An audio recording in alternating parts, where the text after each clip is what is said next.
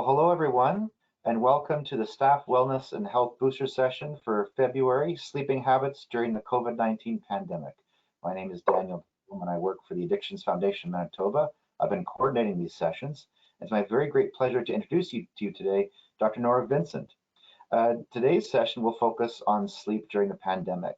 There'll be some reviews of techniques to address insomnia, assisting your children with sleep, coping better with night shift work, and reviewing the impact of alcohol and drugs on sleep and the role of stress and anxiety on sleep. Dr. Nora Vincent is a clinical psychologist in the Clinical Health Psychology Program of Shared Health, located at HSC. Together with colleagues, she runs a behavioral sleep medicine clinic which provides consultation, online programming, and group treatment to those with sleep disorders. Dr. Vincent also accepts physician or healthcare provider referrals. Additionally, she also conducts research into sleep disorders and supervises residents in their work in the sleep clinic. If you're watching on February 16th, then this is the live session. If you are watching after February 16th, you are watching either the recorded or the on-demand versions. At the end of the live session, we'll be taking questions. So if you have questions, you can use the question box in the GoToWebinar dashboard to your right, and I'll be curating those questions and forwarding them to Dr. Vincent at the end. If this is a recorded or on-demand session that you're watching, unfortunately, we can't take your questions today. However, there will be some resources offered during the session that we hope can help you out. And now I'll turn over to Dr. Vincent. Thank you for being with us today. Hi, everybody. Welcome to Sleep Habits During the COVID Crisis. My name is Dr. Nora Vincent. As mentioned, I work in this area with people clinically.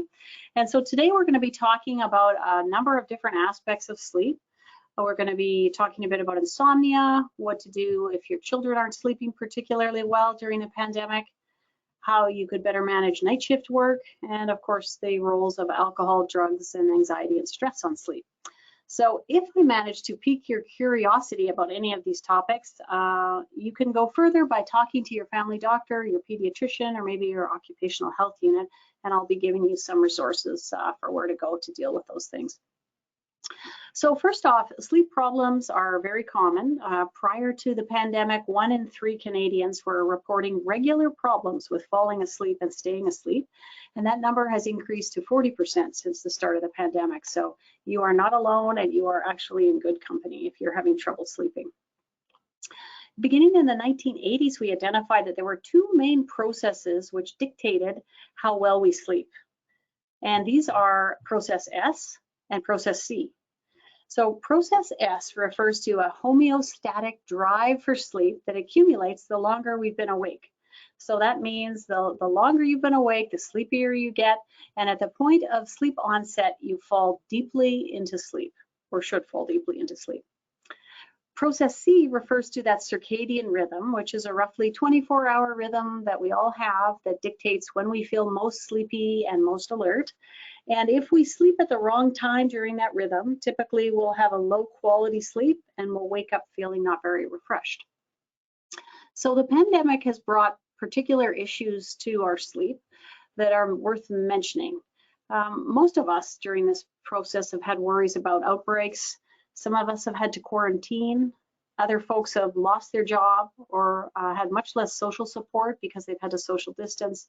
And we've all been exposed to very alarming social media coverage. And this has certainly impacted on these 2 processes. So one of the things we're noticing in the sleep clinic is that people have been doing far less commuting to get into work. And that's led to them lingering a lot more in bed in the morning. Also, we've noted that people have been engaging in much less exercise because there's been a lack of opportunity and fear sometimes of leaving the home. So cumulatively, this has ironically led to a little bit more of an opportunity to sleep, which you think on the face of it might be a good thing. But in the case of sleep, it actually is not such a good thing because it degrades that drive to sleep. So what that means is if you go to bed at your typical bedtime, instead of feeling very sleepy and tired, you're actually going to feel a little bit more awake, and you're going to find your sleep is kind of sluggish. You wake up a lot during the night and you don't really feel that rested. Could be due to the pandemic. The pandemic has also impacted on the circadian rhythm. So most of us have been spending more time indoors with less access to that nice bright sunlight, and about 70% more evening screen time and more use of electronics in the bedroom, particularly for women. Also, since the pandemic, our bedtimes and our wake-up times have become a lot less consistent. And while you might think, well, what's the big deal if I go to bed half an hour later, I sleep in an hour longer? Well, research has shown that even a difference of 30 minutes has impacts on our sleep and the quality of our sleep. And how it does that is that all of these factors combined can lead to a delay in the sleepy hormone called the melatonin. And melatonin is normally released in our bodies 2 to 3 hours before we actually feel sleepy enough to go to bed. But because we are exposed to all of these variables during the pandemic, that's happening much later. And so what that means is when we go to bed and we put our head on the pillow, we're actually not going to feel as sleepy as we should be feeling. And when we wake up in the morning, we're not going to be feeling as alert as we should be feeling. So these are some of the reasons why you might have noticed that your sleep has really gotten much worse during this pandemic. So what do you do about that? Well, some of the most important things to think about doing are you want to increase that drive to sleep. So you want to wait till you're very sleepy before you get into bed. And many of us just go to bed at a particular time that we're used to, but you should wait until your chin is literally dropping onto your chest as a sign that you're sleepy enough to go to bed. So don't go to bed too early, and try not to extend your sleep past when you normally get up. And similarly, if you are not a night shift worker, it's a good idea not to start experimenting with daytime napping right now, because that can erode that drive to sleep and make you have a sluggish drive. The second most important consideration is to make sure that you're sleeping at the right time. So we encourage people to work on having a really consistent wake-up time, unless of course they're a rotating shift worker, and to try to avoid bright light in the lead up to bedtime. That includes light off your devices and your iPads and so on, and to make sure that there's no light coming into your bedroom as you're sleeping at night. So darkening blinds in the bedroom can be a really helpful thing to put into place. And lastly, if you can, you should try to expose yourself to as much sunlight as you can in the daytime, because that will really help to make that nice regular circadian rhythm. So some of these strategies fall under the type of therapy that is really the most successful for treating insomnia, and that's called cognitive behavioral therapy for insomnia. It's made up of 6 evidence-based strategies, which I'll go through briefly here. The first of those is called sleep restriction, and that's based on the idea that we really want your drive for sleep to be very strong by the time you get into bed. And so if, let's say, it's taking you an hour to fall asleep at night, you should try to go to bed an hour later than you normally do. And notice what happens with your sleep. You'll probably find that you'll fall asleep more quickly, and you may even sleep more deeply. So sleep restriction refers to restricting the amount of time that you actually allow yourself to be in bed. A second technique that's very helpful and a part of CBT for insomnia is called stimulus control. And what that means is we really want your bedroom and your bed to become associated with sleepiness and drowsiness and not with frustration or anxiety. So for this reason, it's really helpful to avoid using your phone, your iPad, watching TV, or even reading in your bedroom, but instead do those activities somewhere else and come to bed when you're sleepy. So when you open your bedroom door, it ideally should be dark, cold to the point of being a bit uncomfortable, and you should say to yourself, well, there's nothing to do here, I might as well sleep. It's a perfect bedroom environment. Similarly, we really think it's helpful that you learn at least one very brief relaxation exercise that you can use as you're lying in bed, preparing to sleep, or when you wake up during the night from sleep. And I'll be talking to you about some of the options today for that. Lastly, both cognitive reframing and having realistic expectations about sleep are quite important. One of the most common things we see in a sleep clinic here is that people tend to become very anxious about the impact of not sleeping on how they'll function the next day. So we encourage people to take a realistic but a reassuring approach to that, to say to themselves, yes, I may not sleep at all tonight and I'm going to feel lousy tomorrow, but I'll get through it just like I always have, and I can welcome sleepiness the following night. So how you talk to yourself about the problem can really impact how tense you get and then how easy it is for sleep to come. To be realistic about your sleep means that a healthy sleeper takes 20 to 30 minutes to fall asleep and to wake up in the morning. And similarly, a healthy sleeper wakes up 4 to 5 times a night. That's normal and healthy. And if you get alarmed about it, it's going to be more likely to cause you to have a sleep problem. So better to just take that in stride and to remind yourself that's healthy and normal. And lastly, it's very helpful to monitor your sleep, to keep a bit of a sleep diary or a sleep journal so that you can start seeing the impact of some of your habits on your sleep. And that'll often tell you when you're getting on the right track. So those of us who don't sleep that well sometimes have children also that don't sleep that well. And a lot of kids between the ages of 2 and 12 are anxious about COVID. They're anxious about the disruptions of their schooling and socializing. And as a result, they often have nightmares, frank insomnia. Sometimes they're just irritable. Their sleep is not happening on a very regular basis. And it's really not easy for kids to go through this pandemic. And there's some research showing that if they happen to have been quarantined, it's much worse on them for all of these problems. So what can you do if you're a parent of a child that's not sleeping well? Well, number one thing you can do is just be mindful of your own stress level and take care of that, because kids are very sensitive and they pick up on the mental health of their parents. It's also important to listen and to validate what they're saying. Everyone going through this pandemic is having a bit of a different experience, and children are unique and no different than that. And ultimately, the main thing you want to do with kids is provide reassurance. So in the evening is not the time to be talking about the COVID stats. They're being reported on the national news, but it is the time to talk about positive and upbeat things and to avoid serious subjects in the lead up to sleep. Similarly, just like with yourself, it's really important to reestablish those good routines with your kids, which might have gotten a bit off track with the pandemic. Things like having a regular bedtime and wake up time for them, eating at a regular time and reminding them to eat at a regular time, and encouraging them to get out of their pajamas during the daytime so there's a clear separation between sleep and wake.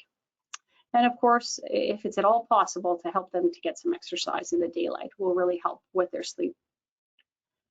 Many of us are aware that it's hard to get off a screen, and we really encourage people to try to limit that to 1 hour before bedtime. And sometimes taking this on as a family challenge is the most effective way to motivate kids to do this. So everybody puts their phones in a basket in the hallway at night and then goes to bed for a restful sleep. So just like with yourself, for your children, you want to have a nice, dark and cozy bedroom. And should they have a nightmare during the night, it's important to go to them, give them a hug, remind them that the house is safe, and have them return to sleep in their own bedroom. Some kids are having problems with regular nightmares, and in order for them to get a sense of mastery over those things, with younger kids, you can sometimes ask them to draw a picture of the nightmare, then to tear it up and throw it away, or even to create a dream box where they write down 10 positive dreams, and they pick one per night out of the box, they read it, and they put it back in, just to help them to create the suggestion of having safe and comforting thoughts at night during sleep. Teenagers, of course, are another matter. And for those of you who are dealing with teenagers at home, you know that even before the pandemic started, your teen was probably starting to separate a bit from you, maybe talking to you a bit less, hanging out with their friends a bit more. And coupled with that was this tendency to not be going to bed at the same time. You might have noticed this delayed sleep pattern. And this isn't because your teen is trying to be difficult. It's simply because biologically their sleep drive is not as strong as it used to be at the same time.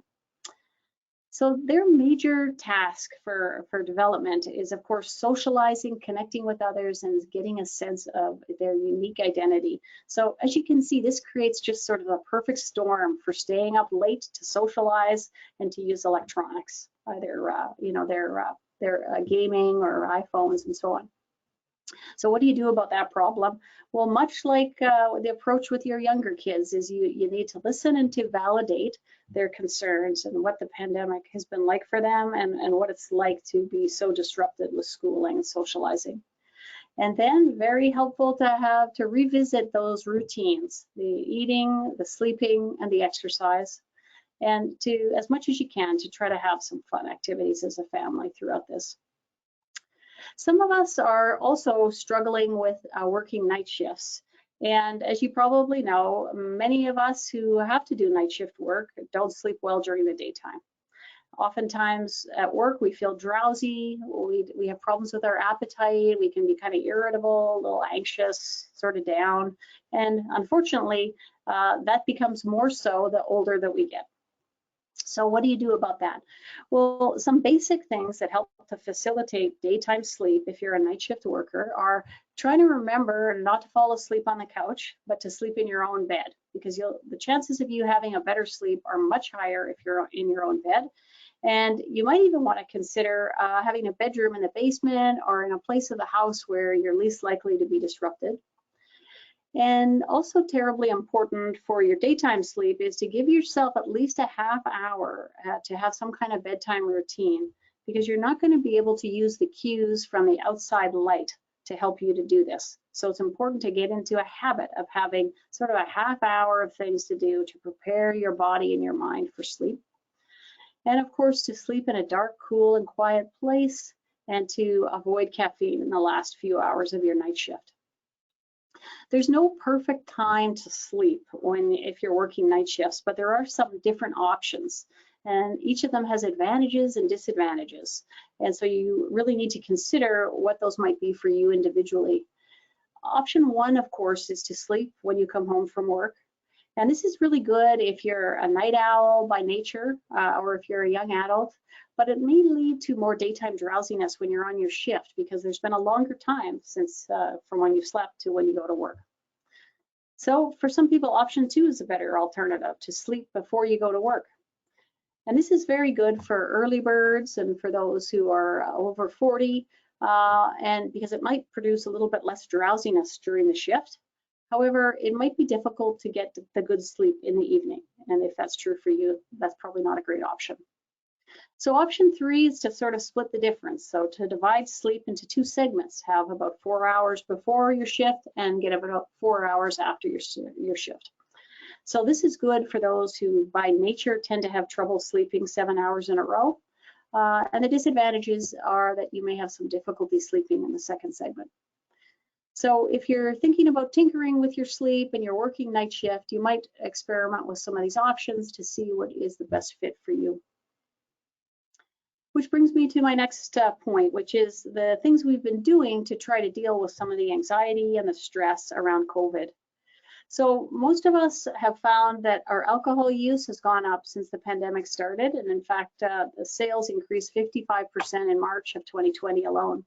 So 1 in 4 of us, according to a recent StatsCan survey, are drinking more than 4 beverages a week, and 1 in 4 have increased their consumption since the pandemic started. So what are some of the things that lead to drinking more alcohol? Well, being under more stress is one of them. If you've been quarantined or if you're working in a high-risk location, you're much more likely to be drinking alcohol to cope with that. And it's important to pay attention to that, because the changes that you make now may persist. So there was a recent study published on people who worked in a healthcare facility after SARS in Toronto, asking them 3 years later about their alcohol use patterns, and finding that those who had worked in a high-risk location and who had quarantined were much more likely to report having a problem with alcohol dependency or abuse 3 years later. So the decisions you make now may actually impact you down the road. So it's important to consider them. So some of the risk factors for drinking more than we planned are being under a lot of distress about the pandemic and having more kids in the home. Also, if you have been financially hit by the pandemic, you're much more likely to be drinking alcohol, perhaps to cope.